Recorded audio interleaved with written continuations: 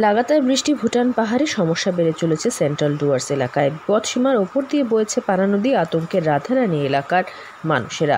আলিপুরদুয়ার সহ অন্যান্য স্থানের সঙ্গে যোগাযোগ বিচ্ছিন্ন হয়ে গিয়েছে আলিপুরদুয়ার জেলার সেন্ট্রাল ডুয়ার্স এলাকার।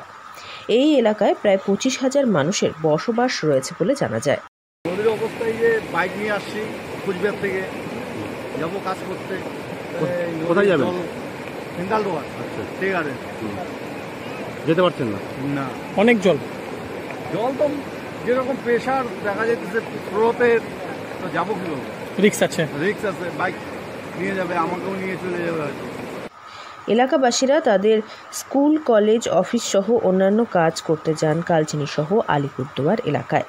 পানা নদীর ভয়ঙ্কর পরিস্থিতি দেখে তার হচ্ছে না।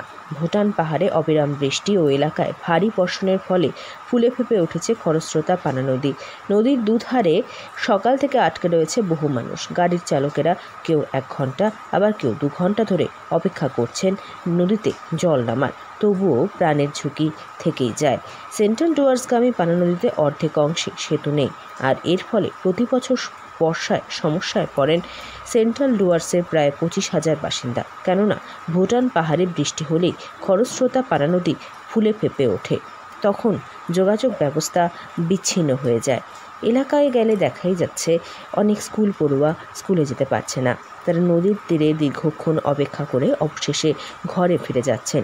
এই পানা নদীতে কবে সম্পূর্ণ সেতু হবে, এই প্রশ্ন এলাকাবাসীদের মুখে। এই বিপজ্জনক চলাচল করতে তাদের ভয় হয়। কখন নদী কাকে ভাসিয়ে নিয়ে চলে যাবে কেউ জানেন না তারা।